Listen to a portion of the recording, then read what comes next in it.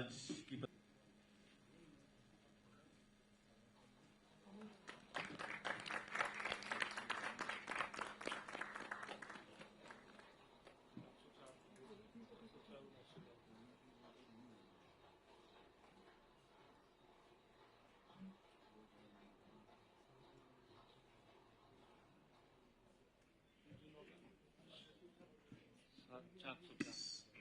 Sir अगला है sir राजस्व विभाग की जो क्षतिपूर्ति पोर्टल में पहले एक जो वेरीफाई हुए लाभार्थी है उनको मुआवजा राशि का आज वितरण करना है। मैं राजस्व विभाग से अनुरोध करूंगा।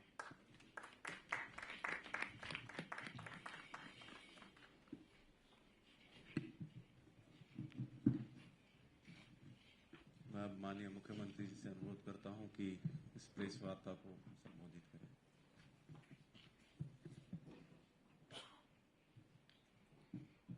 Thank you.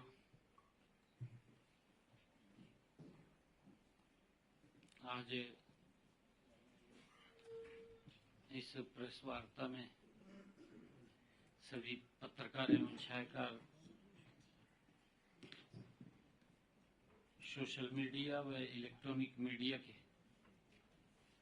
हमारे मित्रों का मैं धन्यवाद करता हूं।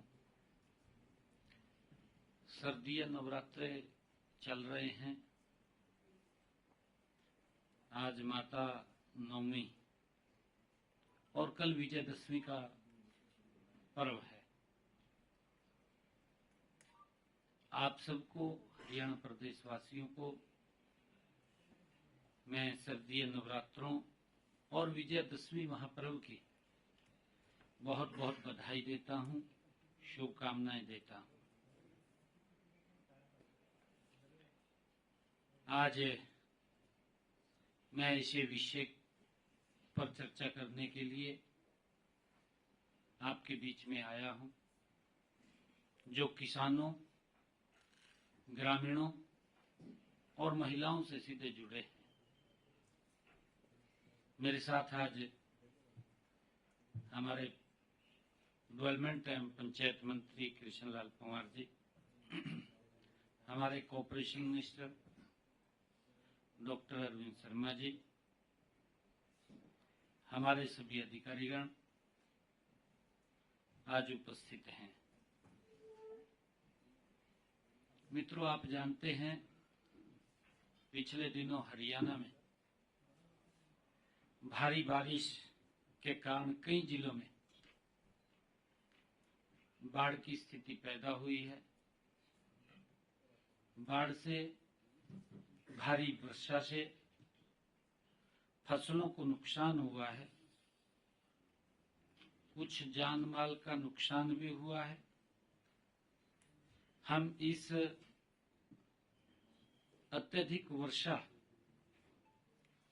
और बाढ़ से प्रभावित किसानों व अन्य लोगों के साथ हरियाणा सरकार मजबूती से खड़ी है।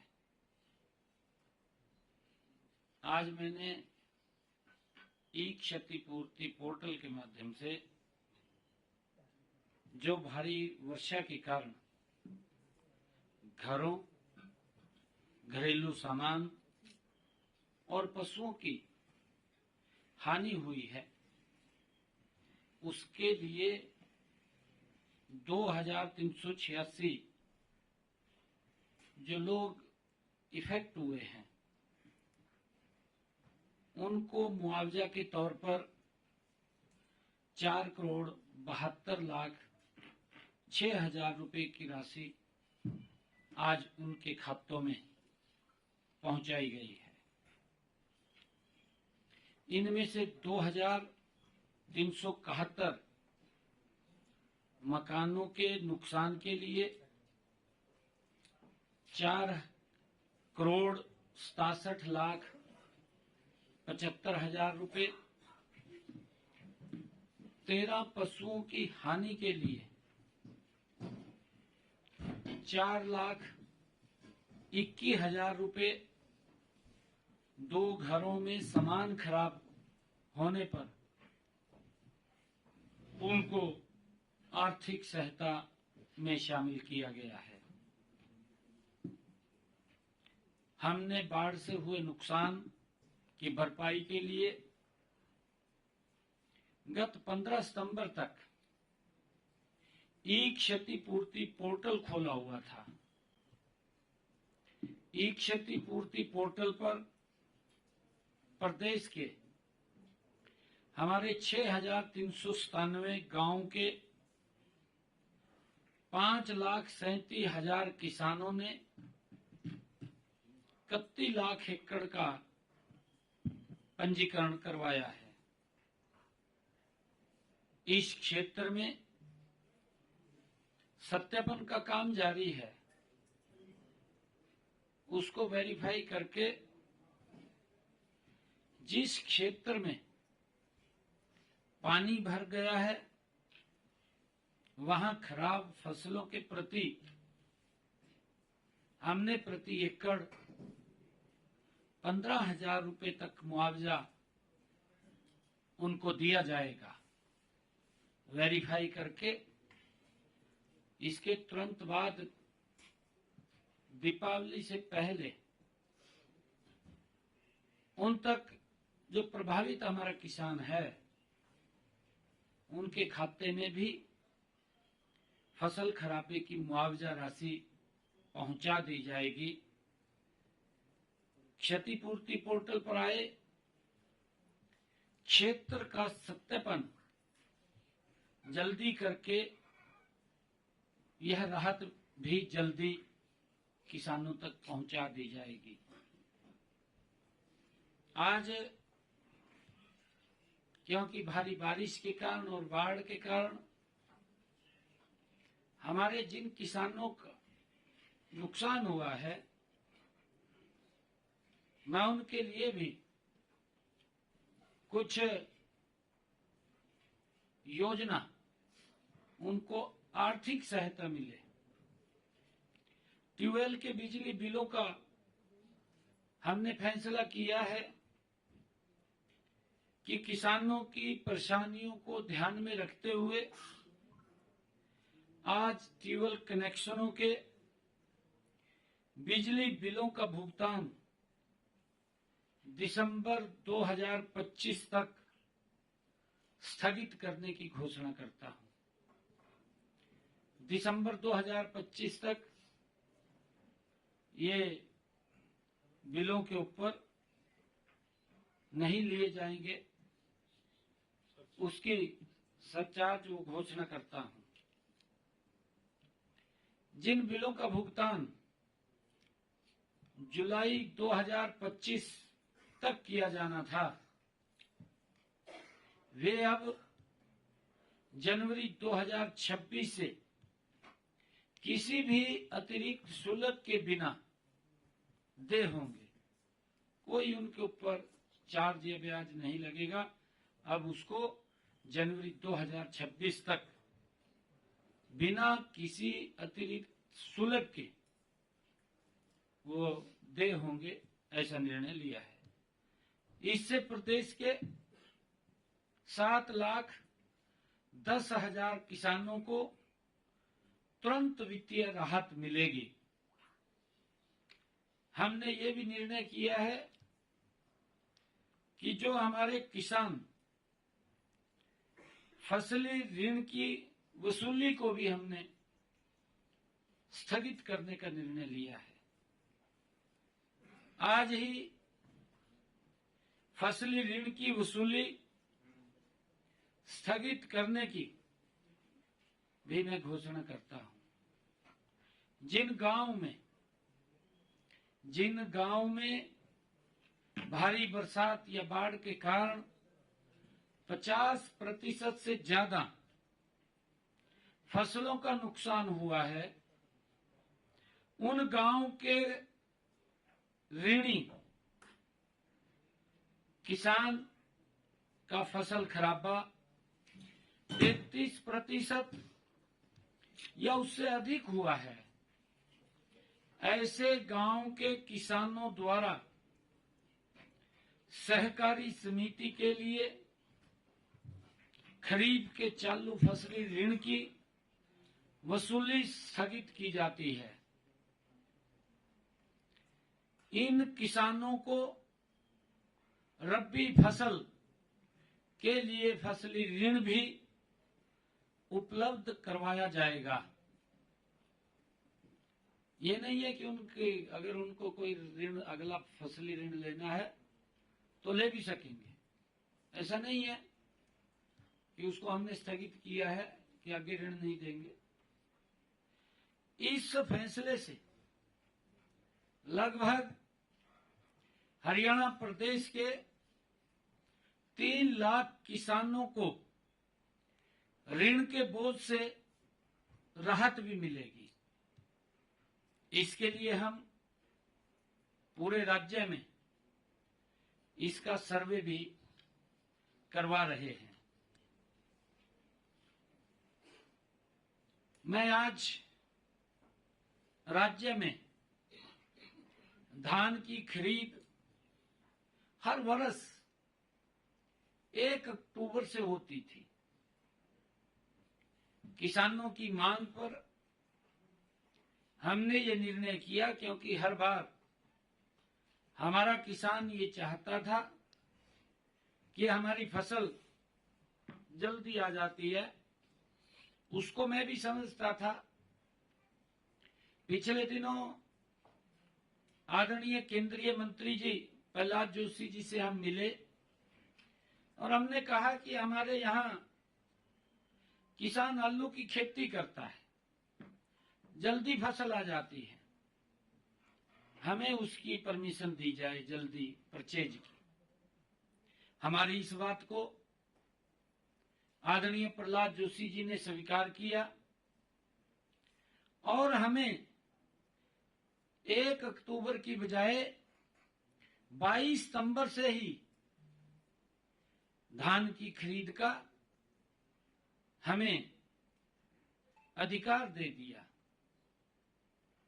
22 सितंबर से ही हमने बाजरे की खरीद 23 सितंबर 2025 से उसको आरंभ की है। राज्य में 30 सितंबर तक धान की 5 लाख मीट्रिक टन आवक हुई है। 30 सितंबर तक, अभी कल तक 5 लाख मीट्रिक टन की आवक हुई है। इसमें से 3,58,000 मीट्रिक टन खरीदी जा चुकी है। जो आई है, क्योंकि मॉइस्चराइज के कारण थोड़ा देरी हो सकती है, ज्यादा मॉइस्चराइज होगा, परंतु उसमें से 5 लाख मीट्रिक टन में से 3,58,000 मीट्रिक टन खरीद ली है और किसानों के खातों में लगभग 109 करोड़ रुपया उस खरीदी का पहुंचा भी दिया है। 109 करोड़ रुपया हमने किसानों के खाते में पैसा भी पहुंचा दिया है। और इसी तरह 187.30 मीट्रिक टन बाजरा खरीद संस्थाओं द्वारा 4,970 मीट्रिक टन बाजरा व्यापारियों द्वारा खरीदा गया है। हम किसान को बाजरे के एमएसपी 2,775 रुपए प्रति क्विंटल की अदायगी सुनिश्चित कर रहे हैं, सरकार सुनिश्चित कर रही है। राज्य की खरीद संस्थाओं द्वारा जिस भाव से बाजरा खरीदा जा रहा है उससे शेष भरपाई हरियाणा सरकार कर रही है। मान लिया जो बाजरे का एमएसपी 2,757 रुपए है, मार्केट में वो 2300 रुपए जाता है, तो ऊपर की भरपाई हरियाणा सरकार किसान के खाते में जो ही उसका फार्म कटेगा उसके खाते में हम पहुंचा देंगे। उसकी भरपाई करने का काम हरियाणा सरकार कर रही है। और यदि किसी किसान भाई का बाजरा किसी कारण, क्योंकि भारी बरसात हुई है, खराब होने की वजह से व्यापारियों द्वारा कम मूल्य पर खरीदा जाता है, तो उस स्थिति में भी हम किसानों को उस दिन की निर्धारित भावांतर दर की राशि का भुगतान करेंगे जिस दिन वो खरीदा जाता है।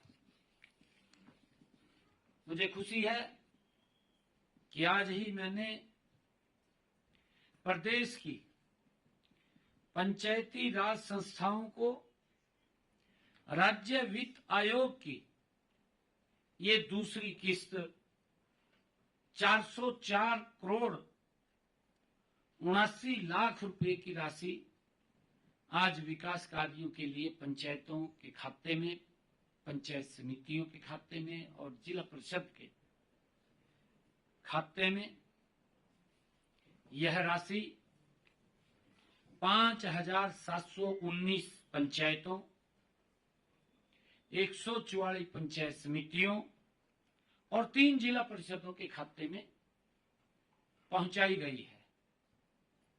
हमारी सरकार का संकल्प है, आदरणीय नरेंद्र मोदी जी की सरकार का ये संकल्प है कि गांव में विकास की जो गति है निरंतर बनी रहे।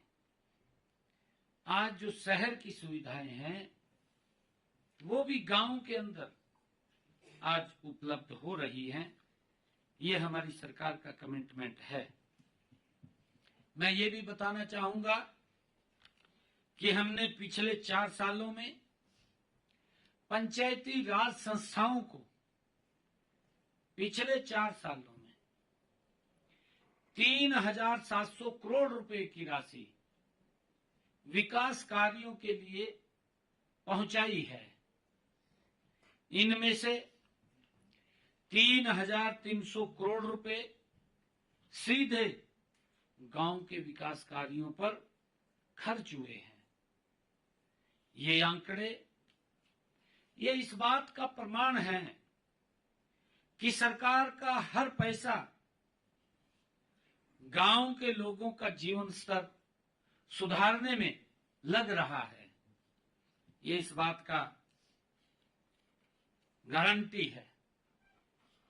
हमने 73वें संविधान संशोधन की भावना को ध्यान में रखते हुए पंचायती राज संस्थाओं को अधिक अधिकार, अधिक संसाधन, अधिक जिम्मेवारी सौंपने का निर्णय किया है। हमारा मानना है कि स्थानीय स्तर पर निर्णय लेने की क्षमता जितनी मजबूत होगी, विकास का परिणाम उतना ही प्रभावी होगा। ये हमारा मानना है। मुझे आज बताते हुए,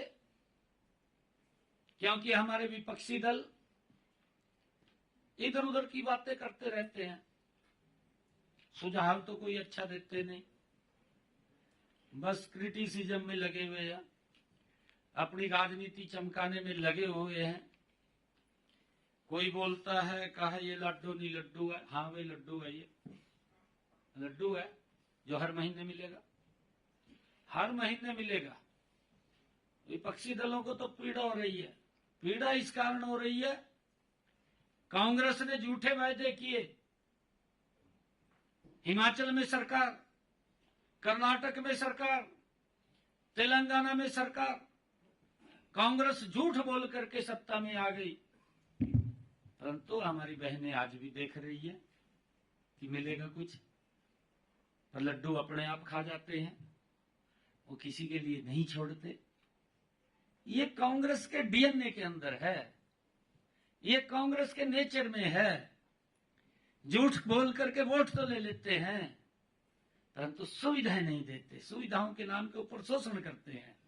और यही हाल पंजाब में किया, पंजाब में भी यही हाल किया। क्योंकि इसलिए किया, वो दोनों के तो इंडी गठबंधन के लोग हैं। एक थाली में बैठ करके भोजन करते हैं। अंदर बाहर लोगों को दिखाते हैं कि मैं इसका विरोधी हूं, मैं इसका विरोधी हूं, पर अंदर एक जगह बैठे हैं। एक जैसी सोच है, एक जैसी नीति है, एक जैसी नीयत है इन गठबंधन के लोगों की। ये कहां देंगे? ये तो वोट लेना जानते हैं, फिर उसमें से लोगों का शोषण करते हैं, तड़पते रहते हैं लोग। ये कहने ने तो बड़ी वीडियो वायरल हो रही है, पंजाब के मुख्यमंत्री की ट्रोल की है लोगों ने, पंजाब के लोगों ने की है बहुत ज्यादा। वोट लेने के समय क्या क्या बोल रहा है, वो सब बातें पंजाब के लोगों के पास पहुंच रही है। परंतु एक कहावत मेरे याद आ रही है, कहें तो सुनाई दी।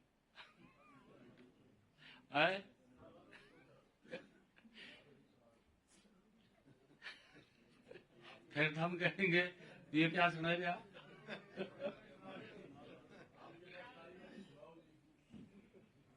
एक व्यक्ति था, वो गया गंगा जी में स्नान किया, गंगा जी से प्रार्थना की कि मेरे को एक शंख दे दे, ऐसा शंख दे भी जो भी मैं कहूं वो आ जाए। उन्होंने तपस्या करी, उन्हें शंख दे दिया, उन्हें कह दिया भी एक ही है और नहीं है, बाद में कहे।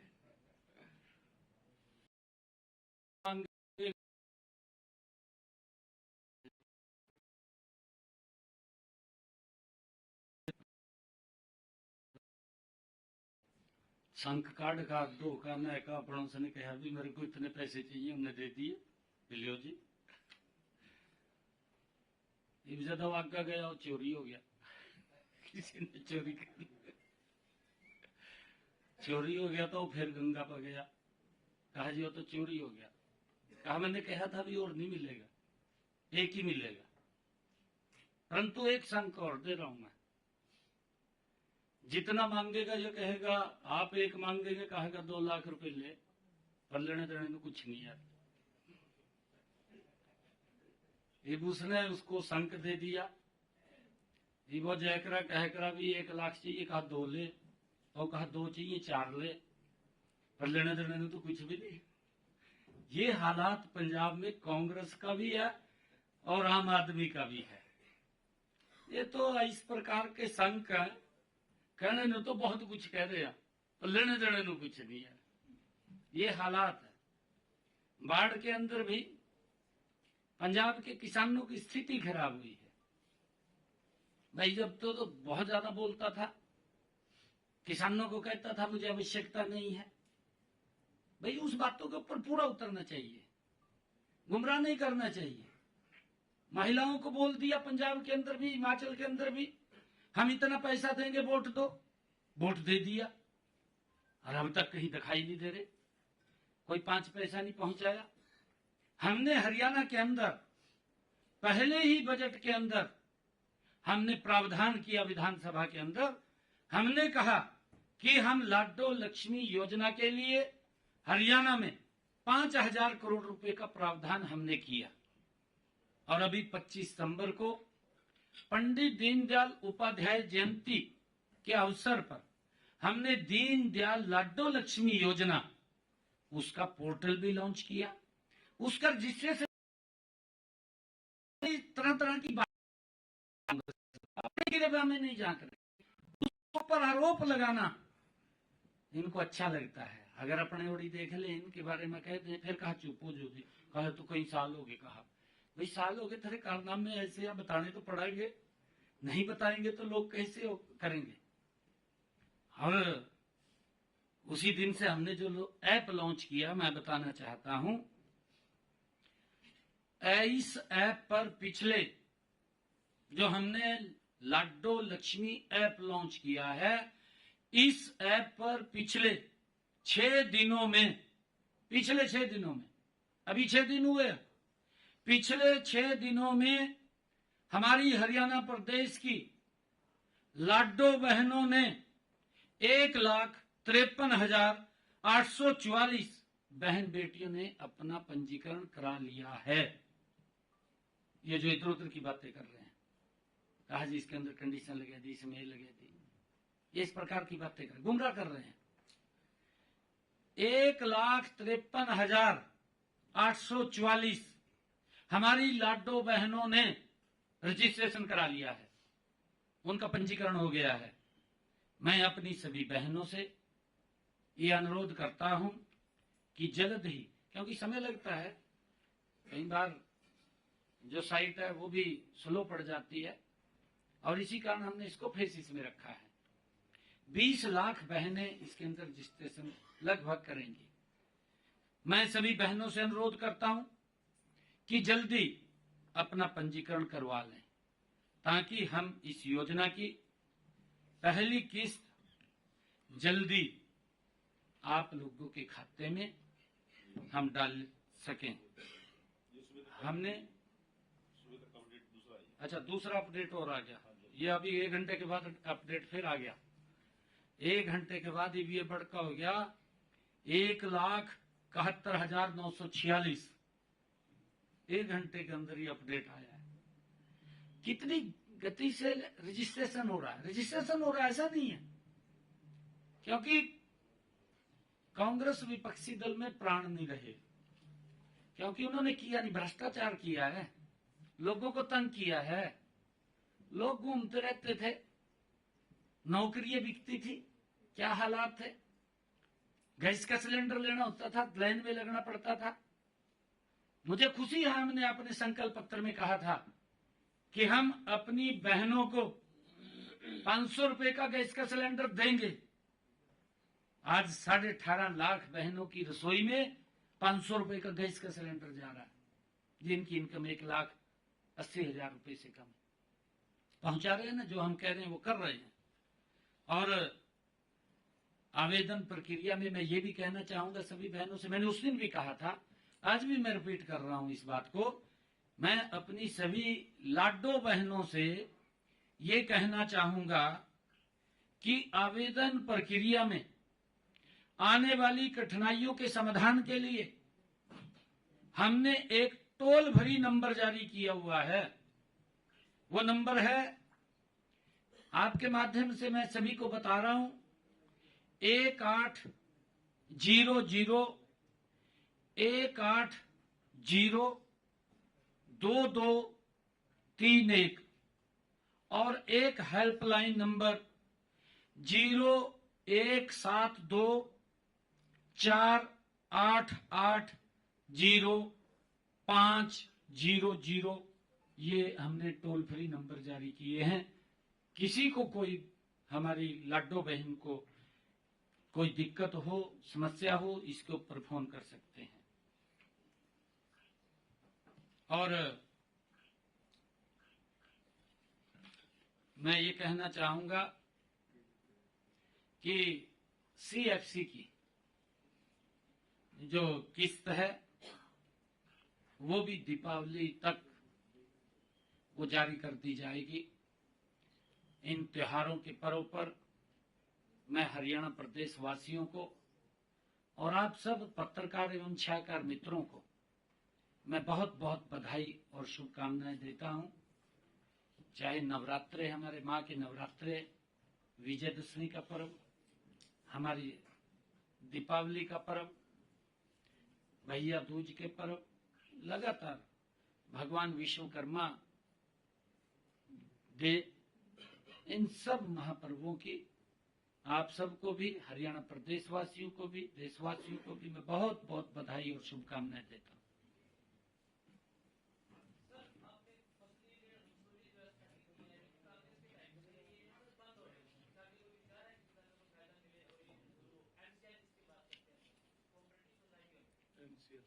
नहीं, देखिए ऐसा नहीं है, ऐसा नहीं है कि बंद है। उसके लिए हमारे किसानों के जिनके खाते सही हैं, उनके खाते में वो जा रहा है पैसा, और हम ब्याज भी उसका हरियाणा सरकार दे रही है फसली ऋण का। हमने उसकी किस्त को स्थगित किया है। मान ले किसी किसान ने पैसा लिया है फसली ऋण के लिए, उसको हमने 3 महीने 4 महीने वो दिए हैं, भी उसको आगे भर सकता है। इसको हम इसके अंदर हम लगे हुए हैं। हम सीएम पैक्स जो बना रहे हैं, इसका सुदृढ़ीकरण हम कर रहे हैं, इसको ऑनलाइन भी कर रहे हैं कंप्यूटर से, ताकि जो विश्वास इसके ऊपर से कांग्रेस के समय में उठ गया था, हम ये चाहते हैं कि इसके ऊपर विश्वास मेरे किसान का दोबारा बने और मेरा किसान इसका लाभ उठा सके। हम उस दिशा में मजबूती से काम कर रहे हैं और आने वाले समय के अंदर इसके अंदर एक बड़ा सुधार भी आपको नजर आएगा। और हमारे किसान पुनः, क्योंकि हमारे किसानों की एक सोसाइटी है, वो इसके अंदर से यूज कर सकते हैं, अपनी फसल के लिए ऋण ले सकते हैं और फिर उसमें डाल सकते हैं। इसके ब्याज का हम हरियाणा सरकार देती है, वो उसके लिए हम ये व्यवस्था किए हुए हैं।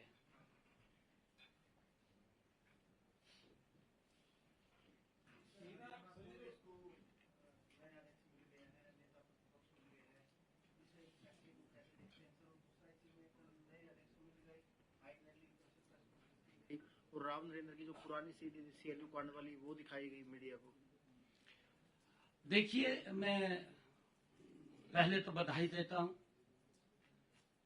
हुड्डा साहब को भी, इतना लंबे इंतजार के बाद कहीं ना कहीं ठीक निर्णय कर दिया उन्होंने, अच्छा है। राहुल गांधी को, कांग्रेस को बधाई पहले कर देना चाहिए था, इतनी देर क्यों लगाई, नहीं लगानी चाहिए थी। हम तो पहले ही कह रहे थे, हम तो कह रहे थे भी हमारे लिए तो भूपेंद्र सिंह हुड्डा ही विपक्ष का नेता है, हम तो यही मान रहे थे, हमने विधानसभा में भी कहा। परंतु कांग्रेस देरी कर रही थी, राहुल गांधी देरी कर रहे थे। भाई देरी करो, चाहे साल लगाओ चाहे 2 साल लगाओ, बढ़ाना तो भूपेंद्र हुड्डा ने था, फिर देरी क्यों करी। अरीना ने ये गलत किया है, आईएनएलडी वालों ने। कौन नहीं जानता कांग्रेस के बारे में, उनकी सीडी आपके सामने है। विधानसभा के चुनाव में जब एक इनका प्रत्याशी ये बात बोलता है कि मैं सबसे पहले अपना घर भरूंगा फिर रिश्तेदारों का भरूंगा, राहुल गांधी तुरंत आ जाता है वहां पर। हाँ, तुरंत आ जाता है। नहीं, ये जल्दी कर रहे हैं, कौन नहीं जानता, सब जानते हैं। इनकी सीडी के बारे में भी जानते हैं, सब के बारे में जानते हैं, परंतु मैं बधाई देता हूँ। हाँ, एक आदरणीय अमित शाह जी, कोऑपरेटिव विभाग का रोहतक में कार्यक्रम है और 3 क्रिमिनल लॉज को लेकर के एग्जीबिशन का उद्घाटन कुरुक्षेत्र के अंदर करेंगे। 2 बड़े कार्यक्रम हैं। उन कार्यक्रमों में आदरणीय अमित शाह जी, केंद्रीय गृह मंत्री भारत सरकार, वो हरियाणा में पूरा दिन रहने वाले हैं। कांग्रेस इनेलो को कहती है बी पार्टी, जेजेपी को कहती है बी पार्टी और इनेलो और जेजेपी कहती है कांग्रेस को बी पार्टी। आखिरकार बी पार्टी कौन सी है जो बीजेपी को पर्दे के पीछे सपोर्ट करती है, क्योंकि इनकी आपस में ये लड़ाई चल रही है आजकल। भाई मानो तो सारी सपोर्ट कर रहे हैं, कहीं भी तो सपोर्ट कर रहे हैं, कहीं भी सपोर्ट कर रहे हैं मानो तो। नहीं मानो तो सारी सपोर्ट कर रहे हैं, हमारे वास्ते तो सारे ठीक है। लेकिन सारी राजनीतिक पार्टियों ने ए टीम जो है वो बीजेपी को ही मान रखा है। ए टीम की लड़ाई की, बी टीम की लड़ाई है, इसको कैसे देखते हैं? आने वाले समय के अंदर भी आदरणीय मोदी जी के नेतृत्व में ये देश, ये विकास की ऊंचाइयों को छू रहा है। आज गरीब व्यक्ति को किस प्रकार से सशक्त और मजबूत किया गया है, गरीब व्यक्ति को डायरेक्ट योजनाबद्ध तरीके से उसको सशक्त किया जा रहा है। ये मोदी जी की तो नीति है। कांग्रेस की और इंडी गठबंधन की अगर नीति देखें, ये तो पहले अपने आप को मजबूत करते थे, किसी से क्या मतलब था, हम भी घूमते रहे थे।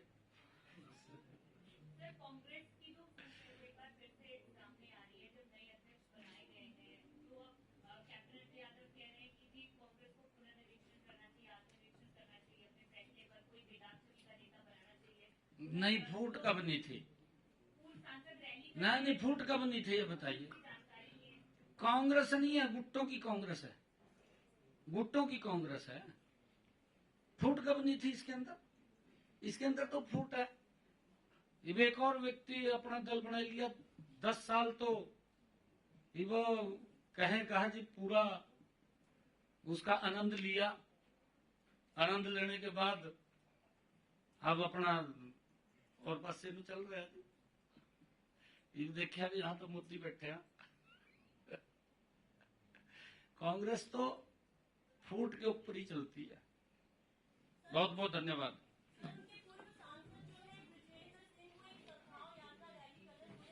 मैं तो बता रहा हूं ना जी, 10 साल में आपके सामने है 2 मंत्री, सांसद, विधायक, इससे बढ़िया कहाँ मौका मिलेगा? कांग्रेस नहीं दे सकती इससे बढ़िया मौका तो। धन्यवाद।